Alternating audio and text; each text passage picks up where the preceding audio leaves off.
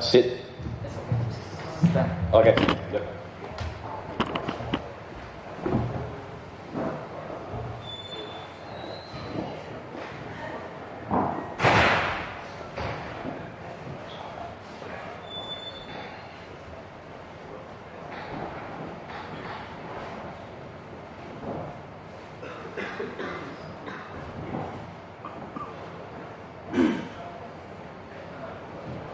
Hi everyone, my name is Fraser. I'm a developer working for Avatar. So someone may know me on GitHub. I have lots of open source projects. So if you want to find me, maybe. So today I'm going to talk about a service worker. So how many of you have heard about service worker? So and how many of you have an idea of what service worker does in your app? So maybe you have heard about that, but you don't know how that works. And how many have you put it into production? Okay, that's one people. That's cool. And before I begin, I'm going to show you a website. And if I refresh, there's a dinosaur, right? So that's a typical website. When you go offline, you cannot find anything. Oh, game over. So before I came to CompJS, I saw people mention about you should download the internet to make it offline. And I thought maybe I can not download the whole internet, just my website.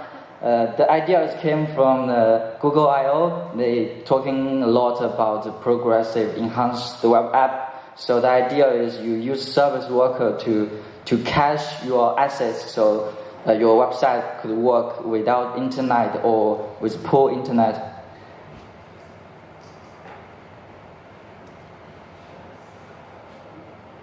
So the first thing is what is service worker? So service worker is some JavaScript sits between the user's browser and the server. So when the user in the user's browser it sends a request, service worker will catch it. So service worker will decide whether to fetch the content from the web server or just show the content from the browser cache. So here's the code to register a service worker to your website. So imagine you have a website and there's a simple index.js. So what we can do is use navigator.service worker to register a service worker. And the cool thing about that is if your browser doesn't support service worker, it doesn't do anything. So if the user IE, it doesn't matter. And if the user use Chrome, so the service worker then will register. And then in the callback function, I console, okay, service worker is registered. And the step 2 is inside my service work JavaScript, I have, so in service worker you have a couple of events you can listen in your application. So the first thing is fetch. So whenever the browser sends a request to a server, this script will catch. And you can do something like if whenever user sends a request, you just console.log the event, and you will be able to see some result. And yeah, of course, you can also respond it with simple text. You are offline. And with service worker, so you can add the cache to your browser. I can show you what it looks like. So here is the cache I saved in my browser. So basically, you have the install function. So when service worker is installed in your browser, you can call cache to open the cache on your browser. So here is CompJS cache v4, v5. So this cache have versions, so you can update to different versions of cache. And this one is you add one cache. You can also add multiple cache in one time. So in here, I just cache all my CSS and JavaScript and the font, because like the fonts from the CDN never change, so it's very safe. You just cache in the browser. So every time a user visits your browser, just cache from cache. It's not even HTTP cache. Everything lives inside your browser, so it's super fast. And after you have the first time, the user won't be able to read the cache.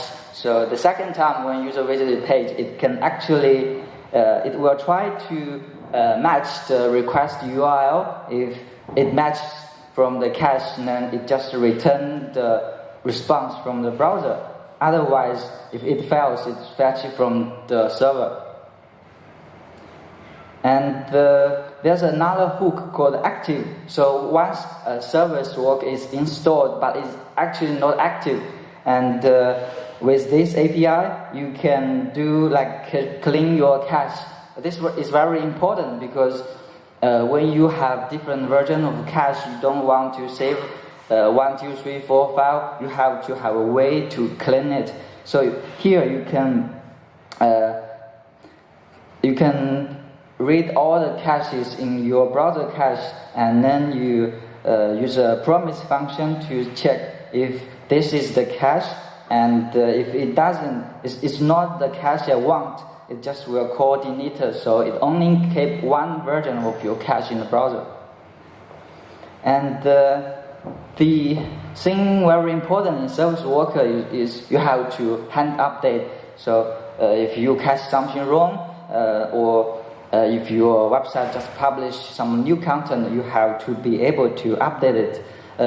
Service Worker has the thing called skip waiting. So basically, in your index JavaScript file, when you change your Service Worker code, you can send a skip waiting message to your Service Worker, and then Service Worker will call skip waiting and then tell the browser, okay, I'm using a new version of Service Worker.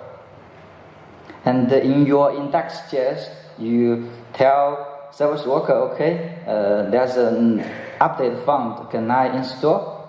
And you can track the worker status. Once the state change to install, you tell the browser update is ready, and then you can post the message to serviceworker.js, and Service Worker will skip waiting and then install the new version of Service Worker.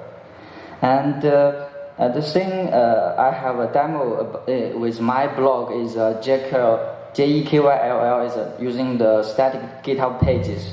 So you can take advantage of this syntax to update the version number in your cache. So basically, when you do a git commit to publish a new website, you got a time in the site object, so you can use this as the cache version. So every time you push a new version to a website, you will use the latest version of your cache, and then we can cache all the pages and all the posts. So the result is, okay, I'm totally offline, so I'm gonna show what it looks like in my own blog. So, sorry, this is my logo. If I go to my blog, you see, I'm offline, but I have my website running. And if I go to one post, so this is one post, I can go to another one. So this is my website, totally offline. Every page is all cached in the browser.